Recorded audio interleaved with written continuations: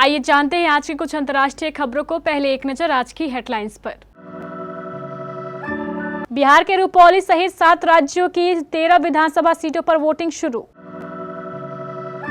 ऑस्ट्रेलियाई चांसलर ने मोदी के रात्रि भोज की मेजबानी की, गले भी मिले। अब पीएम मोदी नहीं कह रहे जय श्री राम, आप सांसद संजय सिंह ने साधा निशाना। अब डराने लगी है बारिश, इन जिलों में भारी बारिश की चेतावनी। गाजा में इजराइल का लगातार चौथे दिन हमला, 27 की गई जान। कितने समय तक टिक पाएंगे पुतिन, जवाब वॉशिंगटन के पास।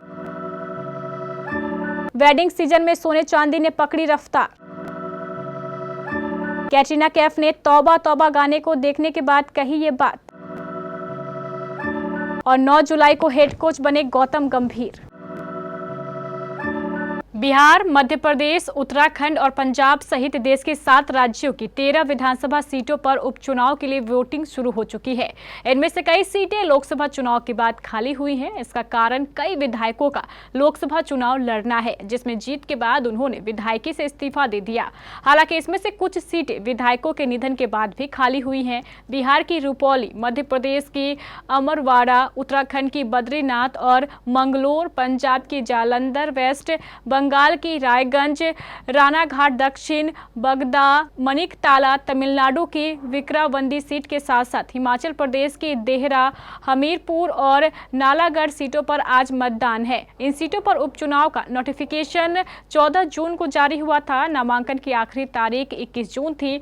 स्क्रूटनी 24 जून को पूरी हुई। नामांकन वापस लेने की आखिरी तारीख 26 जून तय की गई थी। इस चुनाव के नतीजे 13 जुलाई को आएंगे।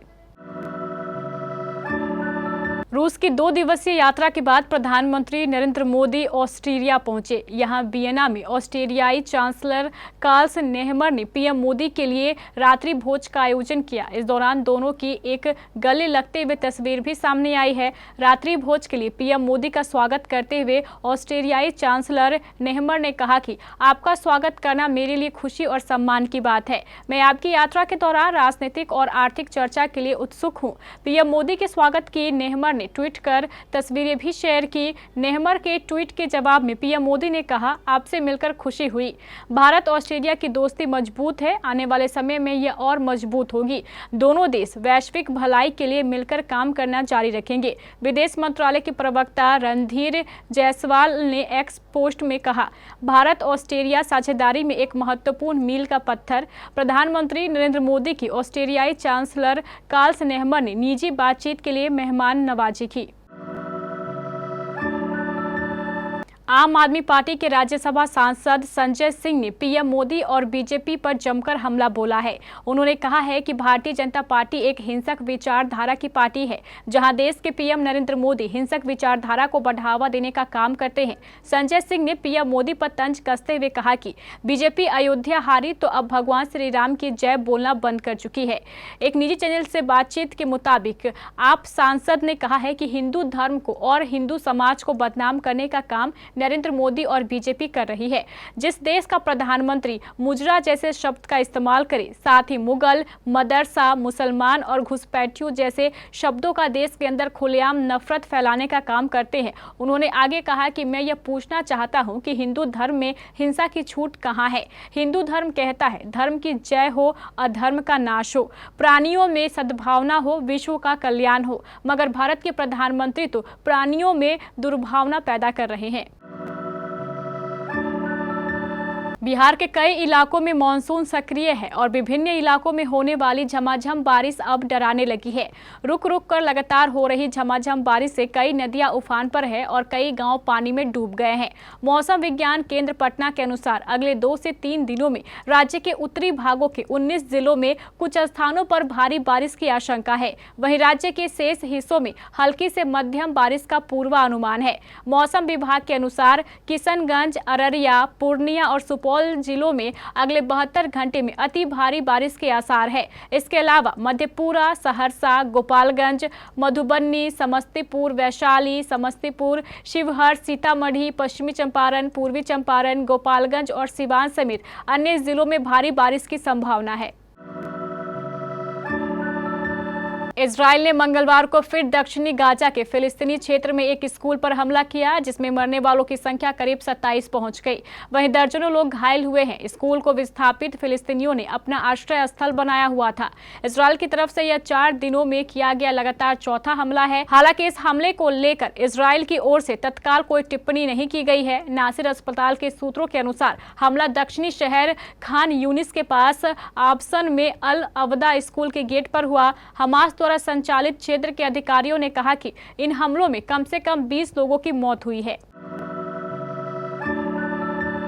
प्रधानमंत्री नरेंद्र मोदी के रूस दौरे को लेकर तीखी प्रतिक्रिया दे चुके यूक्रेन के राष्ट्रपति वोलोदिमीर जेलेंस्की इस समय अमेरिका में है।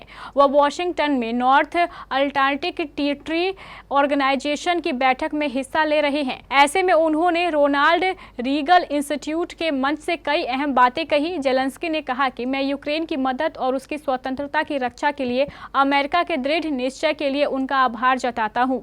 रूस के आतंक का खात्मा करना अब बहुत जरूरी हो गया है। उन्होंने कहा है कि 20वीं सदी में अमेरिकी राष्ट्रपति रोनाल्ड रीगल ने शब्द आज भी बहुत तर्कसंगत लगते हैं कि शांति के लिए रणनीति हमेशा से बहुत साधारण रही है कि मजबूत बने रहें, ताकि कोई भी विरोधी एक पल के लिए ये ना सोचे कि युद्ध से लाभ हो सकता है।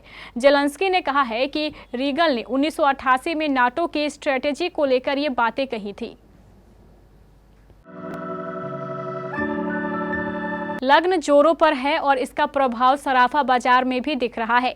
लग्न के कारण सोने और चांदी की कीमतें बढ़ गई हैं। वहीं सराफा बाजार में सोने चांदी की खरीदारी के लिए विभिन्न दुकानों पर खरीदारों की भीड़ भी जमा होने लगी है। हालांकि कल की तरह ही आज भी सोने चांदी के रेट में कोई बदलाव नहीं हुआ है। वहीं बाजार विश्लेषकों की माने तो अभी भी सोने चांदी के रेट में बहुत अधिक बढ़ोतरी नहीं हुई है। पाटलिपुत्रा सराफा संघ के उपाध्यक्ष अजय कुमार ने बताया है कि लग्न के कारण सोने चांदी की डिमांड बढ़ जाती है। बाजार में सप्लाई कम होने से भी इसकी कीमतों पर असर पड़ता है। राजधानी पटना के सराफा बाजार में बुधवार 10 जुलाई को 22 कैरेट सोने का भाव प्रति 10 ग्राम 68,100 रुपए रहा। वहीं 24 कैरेट सोने का भाव आज की प्रति 10 ग्राम 75,950 रुपए चला गया है। विक्की कौशल, जो आनंद तिवारी निर्देशित बैड न्यूज में नजर आने वाले हैं, इन दिनों अपनी अपकमिंग फिल्म को लेकर सुर्खियां बटोर रहे हैं। चाहे उनकी मजेदार डायलॉग डिलीवरी हो या तौबा तौबा में उनका डांस, फैंस उन्हें करण जौहर के प्रोडक्शन में देखने के लिए बेताब है। अब एक्टर ने इस गाने पर पत्नी और एक्ट्रेस कैटरीना कैफ का रिएक्शन बताया है। उन्होंने बताया है कि बाकी लोगों के अलावा एक्ट्रेस को ये गाना कैसा लगा। विक्की कौशल ने एक निजी चैनल को दिए इंटरव्यू में खुलासा किया है कि कैटरीना कैफ ने तौबा तौबा गाने में उनकी परफॉर्मेंस को मंजूरी दे दी है। विक्की ने कहा है कि अब यह गाना कैटरीना कैफ की तरफ से वेरीफाइड है। विक्की ने आगे बताया है कि कैटरीना इस बात की तारीफ करती हैं कि वह काफी खुलकर डांस करते हैं। डांस क्वीन ने उन्हें उनकी परफॉर्मेंस के बारे में एक सलाह भी दी। कहा कि उन्हें अपने शरीर को हिलाते समय कंट्रोल करने की प्रैक्टिस करनी चाहिए। गौतम गंभीर भारतीय क्रिकेट टीम के नए हेड कोच बने। भारतीय क्रिकेट कंट्रोल बोर्ड ने बीती मंगलवार यानी 9 जुलाई को गंभीर के हेड कोच बनने का ऐलान किया। गंभीर ने राहुल द्रविड़ को रिप्लेस किया है। गौतम गंभीर के हेड कोच बनने की तारीख बहुत खास रही। इस तारीख पर रॉयल चैलेंजर्स बेंगलुरु के सोशल मीडिया के जरिए रिएक्शन दिया गया। आरसीबी का रिएक्शन देखने के बाद फैंस के पुराने जख्म ताजा हो गए। गंभीर के हेड कोच बनने के बाद आरसीबी की तरफ से सोशल मीडिया पर एक पोस्ट लिखा गया, इससे बेहतर तारीख नहीं चुन सकते थे।